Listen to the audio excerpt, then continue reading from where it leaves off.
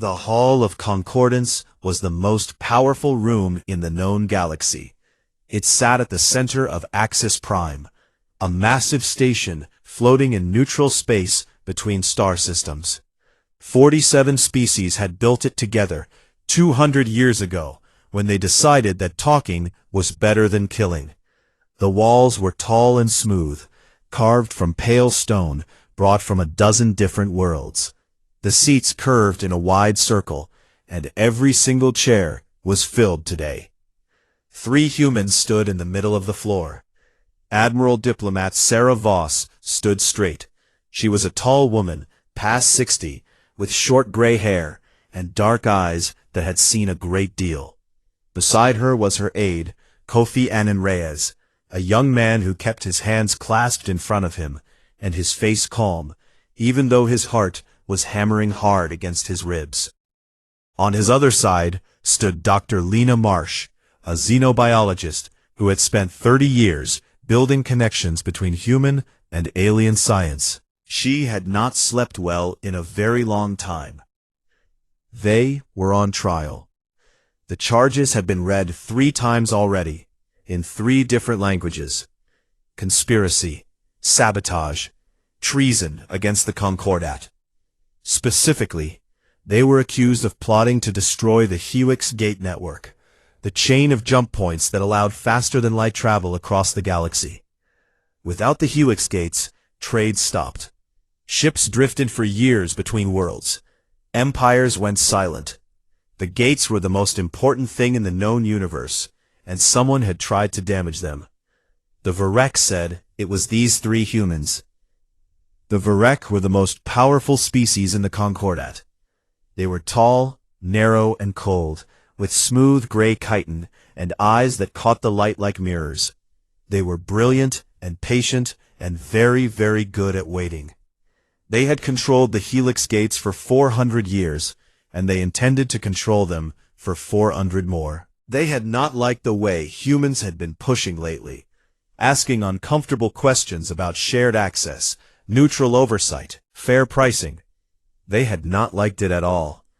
So they had made a plan. The evidence against Voss, Annan Reyes, and Marsh was perfect. It had taken the Veric decades to build. Forged communications, fabricated ship logs, a false trail so carefully laid that it looked like the truth from every angle. Even the best human legal minds had spent 3 months looking for cracks, and they had found very few. Ambassador Haruto Daichi stood and argued for 2 full hours. He was the sharpest legal mind in the Sol Federation, and he used every tool available to him. He tore apart the timeline. He questioned how the evidence had been collected and handled. He pointed out that all 3 of the accused had been under Concordat observation during the period in question, which made direct involvement nearly impossible. The alien delegates shifted in their seats. A few of the smaller species leaned together and whispered. A strange feeling began to move through the hall. The feeling that maybe, just maybe, the truth was about to matter. Then the Grand Arbiter stood. He was old, even for a Veric. His chitin had gone almost white with age.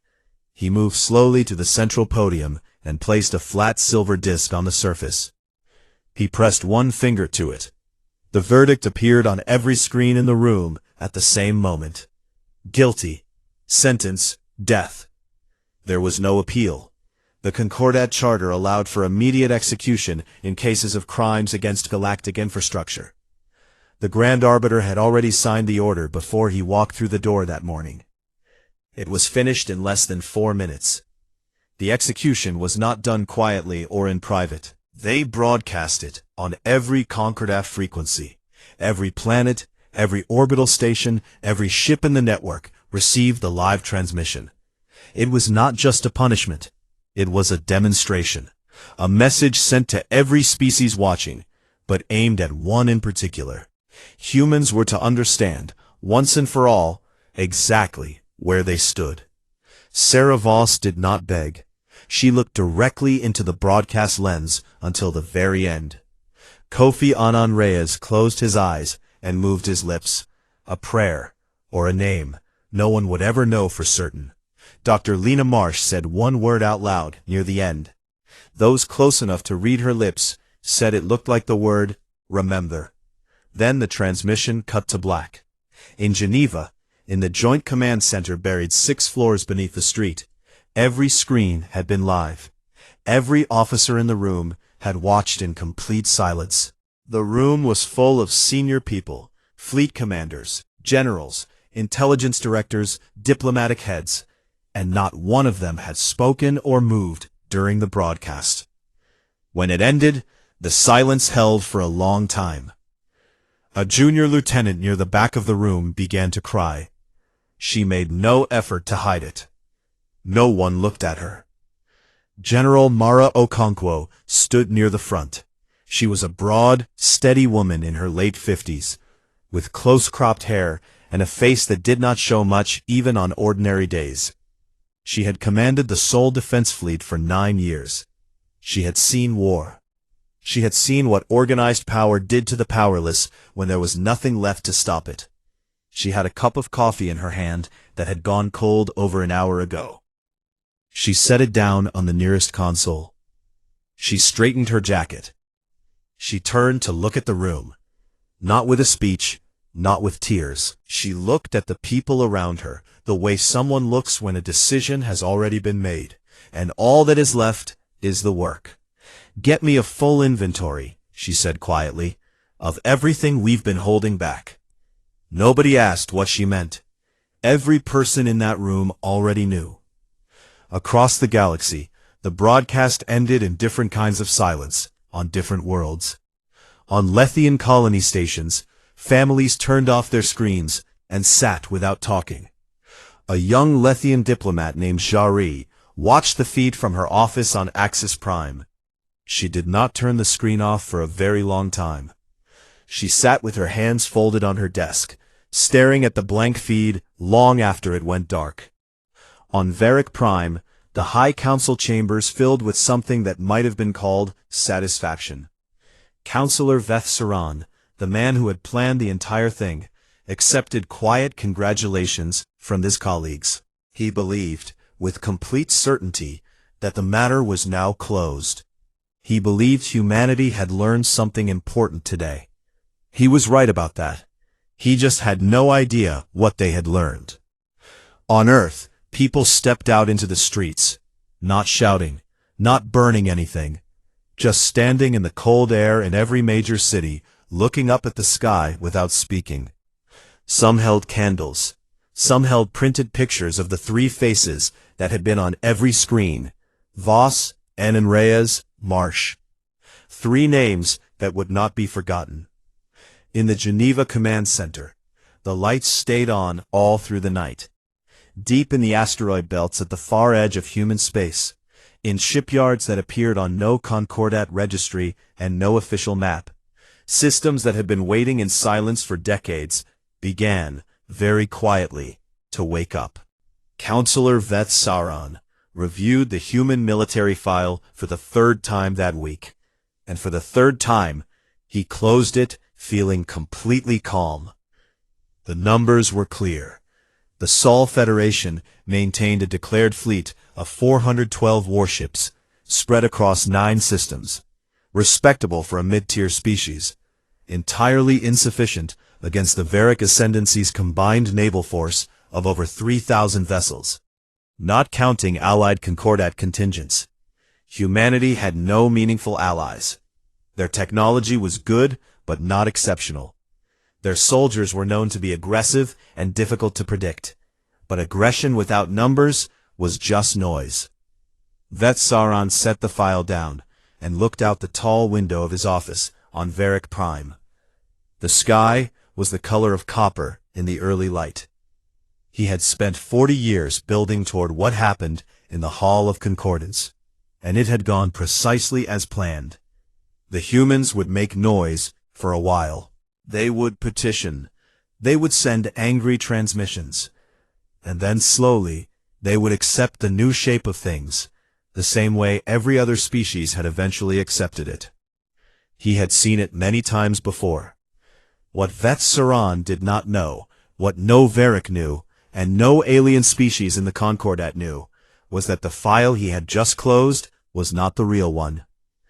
The real picture of human military strength had never been submitted to any Concordat registry. It existed in secure vaults beneath the surface of 3 different moons, accessible only to a small group of people inside the Sol Federation's most classified directorate. The project had no public name. Internally, those who built it called it Stillwater.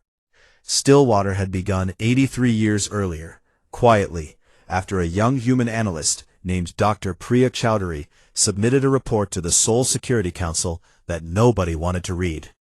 It looked at the history of the Concordat, not the official history taught in schools, but the real record of what had happened to smaller species over the centuries.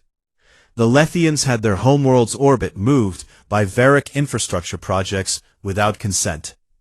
The Korathi had their ancient trade routes reclassified and taxed into poverty.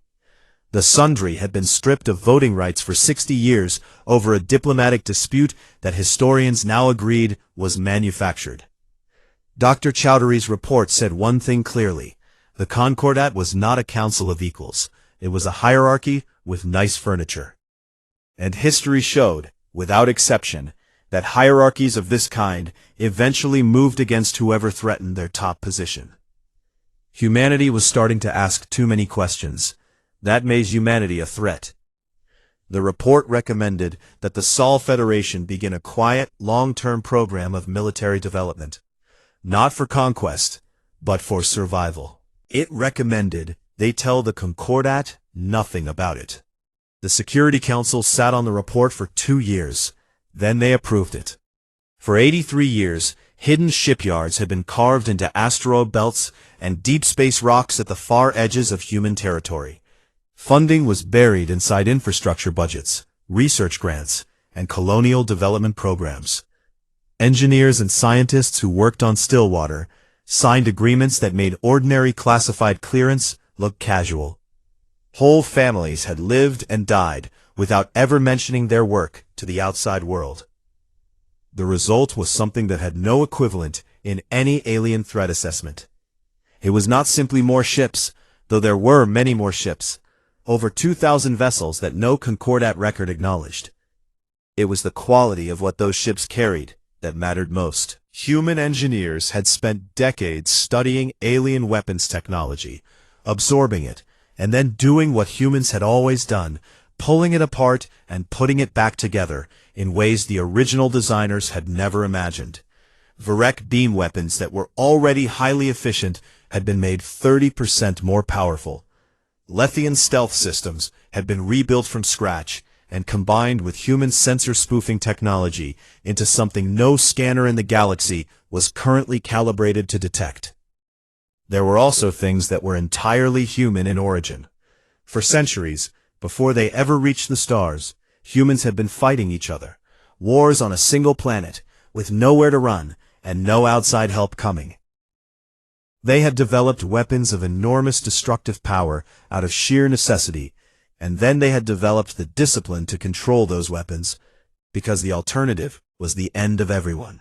That particular combination, the ability to cause tremendous damage, paired with the will to hold back, was not something the Veric had ever needed to build into themselves.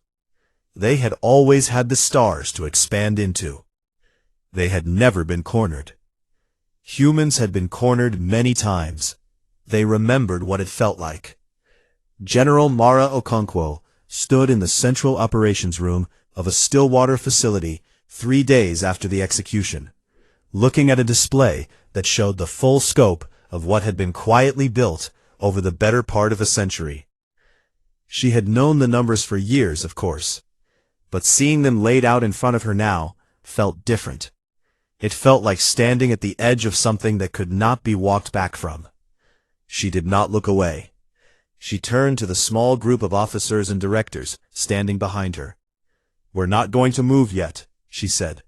"We're going to give them a chance first." She paused. 1 chance. Clear terms. 30 days. One of the officers, a man named Director Calloway, who had spent his entire career inside Stillwater, asked her what she thought the Veric would do when they received the ultimatum. Okonkwo thought about it honestly. "I think they'll laugh," she said. "I think that Saran will read it, share it with his colleagues, and they'll all agree that humanity is confused about its own size." She picked up a datapad from the table beside her. "And then we'll find out whether they're smart enough to be afraid of being wrong." The Sol ultimatum was transmitted on a full Concordat-wide channel 4 days after the execution.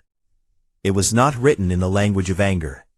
It was written in the language of bureaucratic precision, which was somehow colder.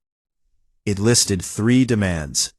First, a full public acknowledgement from the Concordat that the evidence used to convict Voss, Annan Reyes, and Marsh had been fabricated. Second, the removal of Veric exclusive control over the Helix Gate network and the establishment of neutral joint administration. Third, a complete renegotiation of humanity's status and rights within the Concordat, with equal standing under the new framework. It gave the Council 30 standard days to respond. It said nothing about what would happen if they did not. There was not a single threat in the entire document. That detail frightened 3 Concordat councilors enough that they quietly voted in favor of opening negotiations. They were outvoted. The motion was formally tabled. Veth Saran read the ultimatum in his office on Veric Prime, and then he did exactly what Okonkwo had predicted. He shared it with his senior colleagues. There was laughter, controlled, dignified Veric laughter, but laughter nonetheless. The clock began. Jari, the young Lethian diplomat on Axis Prime, read the ultimatum in her office the same evening. She did not laugh. She read it twice. Then she opened a secure channel to a human diplomatic contact she had been quietly maintaining for 2 years, and she began to type. She had information about the fabricated evidence. She had been sitting on it, afraid. She was still afraid, but she was more afraid now of what it meant to keep sitting on it. She sent the message and closed the channel, and sat in the dark of her office for a long time, wondering if she had just changed the direction of her life entirely. The 30 days did not pass quickly. They passed in the way that time passes before something unavoidable, slowly, with weight, each hour feeling a little heavier than the one before it. Different worlds experienced those 30 days in different ways, but none of them passed without noticing the clock. On Veric Prime, a military commander named Fleetmaster Droveth spent the first week pulling old records. He was not a politician. He had no involvement in the trial or the executions. He was a soldier, and soldiers had a habit of looking at things politicians preferred to ignore. He pulled up every piece of historical data on human warfare that existed in the Concordat archives, which was not a great deal. Humans had been members for only 200 years, and they had spent most of that time seeming unremarkable. But Droveth was thorough. He found older records, pre-contact material recovered from human data systems, when the first Concordat survey ships had reached the Sol system. He found accounts of wars fought across a single small planet, with weapons of mass destruction used and threatened with a frequency that made his kitten pull tight. He found records of conflicts that had lasted decades, where one side had been outmatched in every measurable way and had simply refused to stop fighting until there was nothing left to fight with. He found a pattern that no Veric military doctrine had ever needed to plan against, because it made no rational sense. Humans did not calculate the odds, or rather, they calculated them, understood they were losing, and continued anyway. Droveth wrote a classified report. He sent it to the High Council with a note that said plainly that he believed negotiation was the correct course of action. The Council reviewed it. They filed it. No one responded to him. He sat in his office on the 14th day and looked at the wall and felt, for the first time in a long career, genuinely uncertain about the future. On a Lethian colony world called Verath Station, the 30 days felt different. The Lethians were not a warlike species. They were careful people, patient and thoughtful, who had learned centuries ago that the best way to survive in the Concordat was to stay small and quiet and cause no trouble. But Zari's leaked communications had been spreading through Lethian networks for a week now, copied and forwarded and discussed in hushed meetings across their territory. The transmissions contained detailed evidence that the trial had been rigged, that the 3 humans had been innocent. Most Lethians read it and felt sick. They had watched the broadcast. Many of them had looked away. That was the thing that was hardest to sit with now. Not just that it had happened, but that they had watched and said nothing and looked away. An old Lethian historian named Counselor Brevos, no relation to the human ambassador, gave a quiet talk to a small group of junior diplomats on day 18. He did not call for action. He was too old and too careful for that. But he told them something he had never said publicly before. He told them that he had been alive when the Veric had restructured Lethian orbital trade routes without consent, 60 years ago. He had been a young man. He had watched his government protest and be ignored. He had watched his people get poorer and quieter and smaller over the following decade. He told them that silence, over time, had a cost, that the bill eventually came due.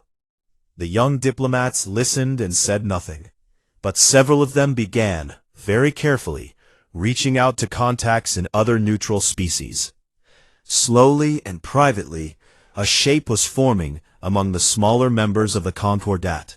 Not a coalition, not yet, but a shared awareness that what happened next would matter for everyone. On Axis Prime, a group of Korathi and sundry counselors attempted to organize an emergency mediation session during the 3rd week. The Veric representatives did not attend. They sent a written response instead, stating that there was nothing to mediate. Because humanity's ultimatum was not a legitimate diplomatic action, but an act of aggression by a member species against the governing body.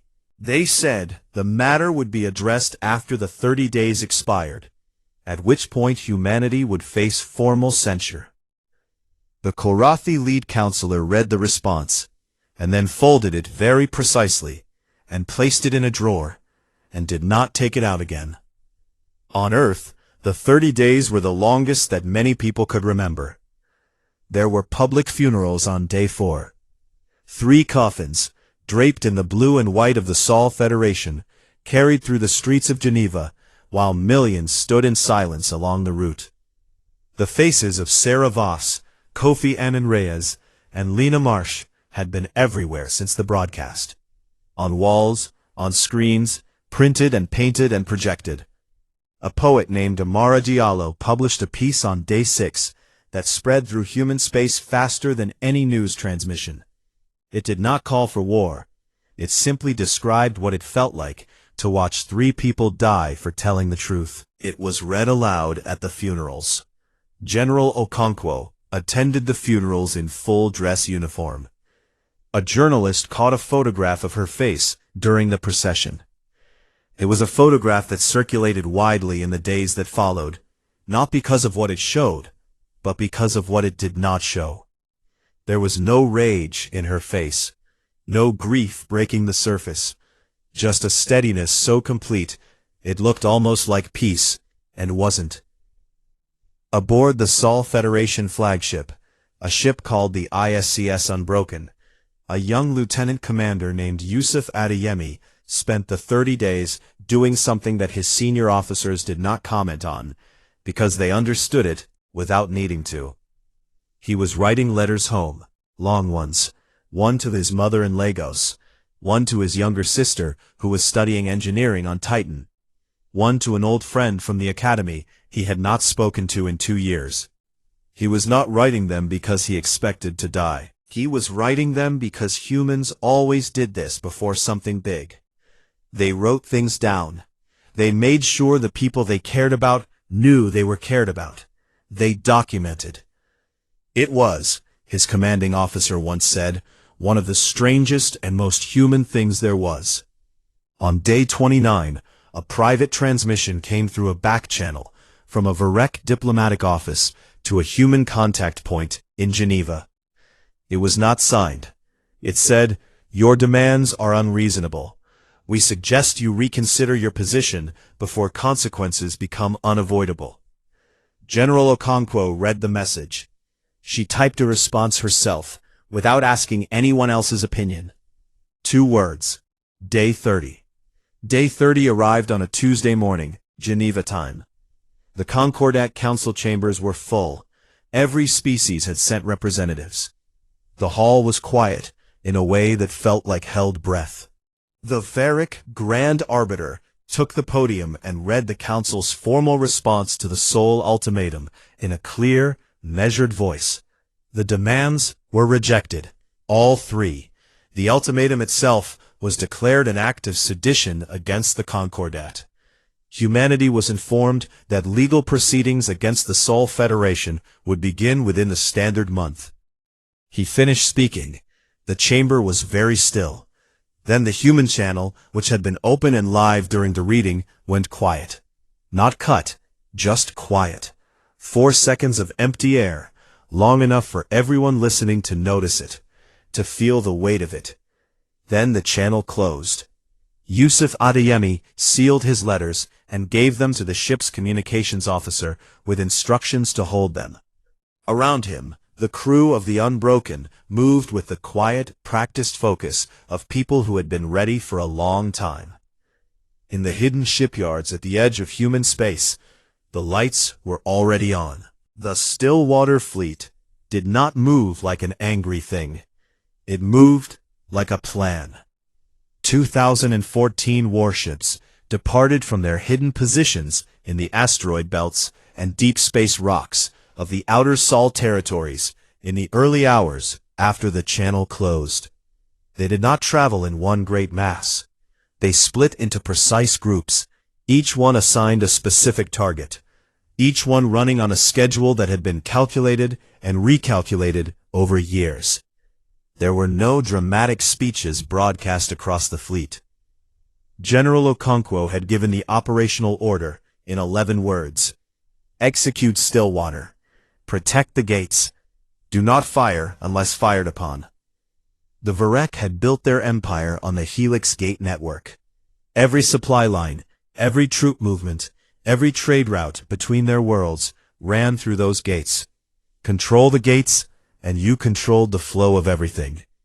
The Veric had understood this for 400 years. What they had not fully understood was that someone else had spent 80 years quietly learning exactly the same lesson.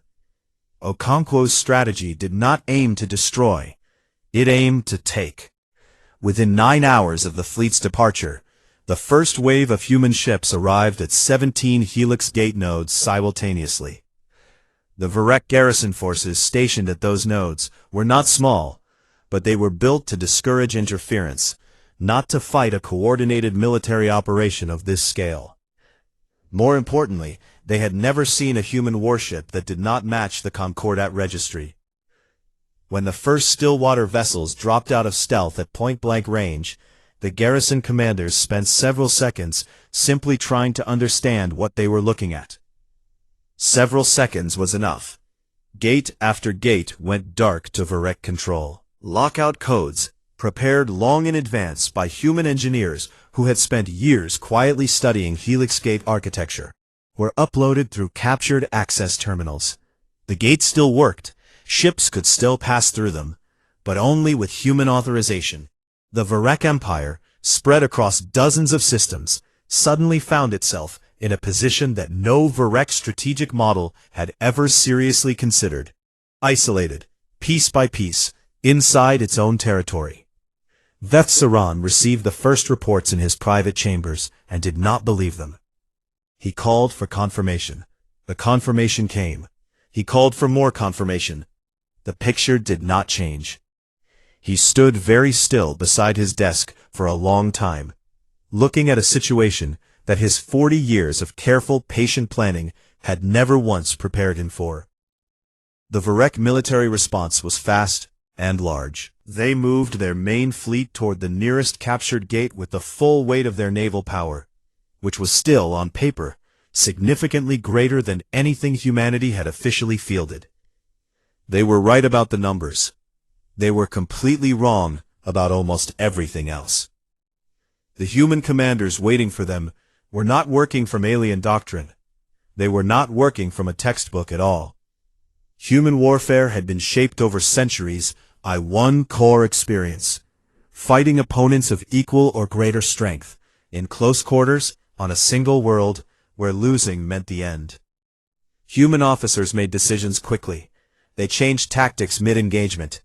They accepted losses that an alien commander would have retreated from, because human history had taught that sometimes the only path forward was through something that hurt. And they communicated with each other in ways that Veric tactical AI had not been designed to model.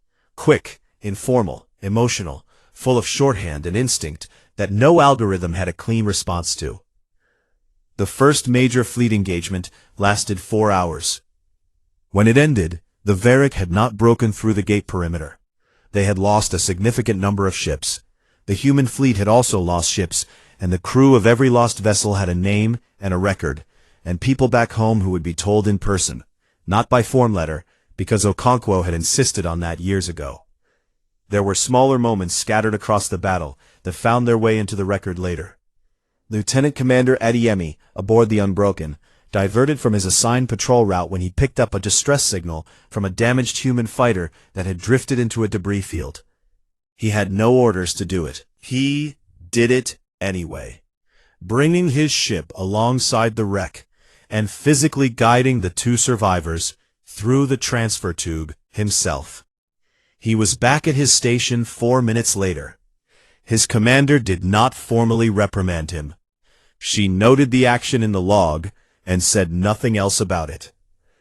During a boarding action against a Veric logistics ship, a squad of human marines moved through the narrow corridors in silence, working quickly and professionally. Before they breached the final compartment, their sergeant paused and said 3 names out loud, not as a battle cry, just quietly, to himself and the Marines behind him. Voss, Anan Reyes, Marsh. Then he moved. At one point during the engagement, a Veric ceasefire request was routed to the Unbroken's command channel and passed on to Fleet Command. Okonkwo was in the middle of reviewing a tactical update when the message came in. She looked at the timestamp, looked at the tactical map, and handed the datapad back to the officer who had brought it. "Tell them I'm busy," she said. She was. On the other side of the galaxy, the Concordat was fracturing in real time. The Lethian delegation on Axis Prime announced that their government was declaring full neutrality and withdrawing from all active Concordat security arrangements. The Karathi followed within 6 hours. 3 smaller species did the same over the following day, saying little publicly, but making their position clear by the act of stepping back. The Sundry said more. The Sundry had long memories. Their government issued a public statement that acknowledged human rights in the Concordat had been systematically diminished for decades, and that the evidence against the 3 executed ambassadors was fabricated. They had received copies of Jari's documentation and had verified it independently. They announced that their shipyards and resupply stations were open to the Sol Federation. A Karathi broadcaster named Veltas, one of the most widely listened to voices in that region of the galaxy, said something during an evening transmission that was clipped and shared and repeated until it became something close to a proverb. He said that everyone had watched and said nothing, and then the humans had bled, and now they were all watching what happened to the ones who had made them bleed. On Veric Prime, the High Council met in emergency session. Drovit's old report was pulled from the filing system and passed around the table. Nobody made eye contact with the person who had filed it away without response. The losses at the gate engagements were confirmed. The number of defecting Concordat species was confirmed. The status of the Helix Gate network, their network, the one they had held for 4 centuries, was confirmed. The session lasted 9 hours. At the end of it, Veth Saran was removed from this council seat. He was placed under internal investigation. The colleagues who had congratulated him 3 weeks ago did not look at him as he was escorted from the chamber. The Veric flagship broadcast a full-band ceasefire signal on the 22nd hour of the engagement. Every frequency, every channel, a simple message, stripped of diplomatic language. They were requesting a halt to hostilities. Okonkwo acknowledged the signal. She ordered the Stillwater fleet to hold position at the captured gates and cease offensive movement. Then she did something that nobody on either side had been expecting. She sent a message, not to the Veric, not privately, but on the same full-band channel the ceasefire had come through, so that every species in the Concordat received it at the same moment. It said, "We are not here to conquer. We are here to make sure this never happens again. To anyone. Respond if you agree." The channel was quiet for a moment. Then, one by one, it began to fill. 3 months after the ceasefire, Geneva hosted visitors from 31 species for the first time in its history. The city had seen a great deal in its long life. It had hosted peace talks between nations that hated each other. It had been the seat of agreements that had stopped wars and started new ones. It had learned over centuries to accommodate powerful people with difficult histories sitting in the same room. But nothing in its past had quite prepared it for the sight of alien delegations walking its streets, past the cafes and the lake and the old buildings that had survived everything humanity had put itself through, on the way to the building where the Concordat would formally be put to rest. The summit was called the Reformation, though most people simply called it Geneva. It took 11 days. The Galactic Concordat, the governing body that had overseen 400 years of interstellar politics, built on the quiet assumption that some species mattered more than others, was formally dissolved on the 3rd day, without ceremony, by a vote of 34 to 6. The 6 who voted against it were Veric-aligned worlds. The result was entered into the official record, and the Concordat seal was removed from the hall. What replaced it took longer to build. The Galactic Covenant was written by a working group that included representatives from 22 species, with significant human involvement in the language of the rights and protection sections. The humans who worked on those sections had brought historians with them. Not military historians, but people who specialized in the long story of how rights got written and then ignored and then fought for again. They had seen that cycle enough times on their own world to know exactly which words held up and which ones didn't. The Helix Gate network was placed under joint administration, overseen by a rotating council with no single species holding more than one seat at a time. The technical management was handled by a new body made up of engineers from 6 different species, with a human director for the first 5 years. The gates stayed open throughout. Trade never stopped. The transition happened around the traffic, quietly and efficiently. The Veric ascendancy was not destroyed. Okonkwo had been clear about that from the beginning, even when some of her own officers had pushed for something harsher. She had sat with them and said patiently that what they were building was not a new version of the old system with humanity at the top. That would not last, and it would not be worth what had been paid to get here. The Veric's military capacity was formally limited under the Covenant's terms. Their exclusive economic arrangements with smaller species were dissolved. Their crimes, the fabricated trial, the execution, the decades of accumulated manipulation, were placed on the permanent galactic record, acknowledged by their own surviving government as part of the negotiated settlement. Some Veric refused to accept this. Some retreated into anger and did not come out for a long time. But others, particularly younger ones, who had grown up uncertain about their government's methods, began reaching out in small ways. A cultural exchange program between Veric universities and human institutions was proposed by a Veric academic 6 weeks after the summit. It was modest and careful and nothing like friendship, but it was not nothing. The wound was deep. It was not closed, but it was not past healing.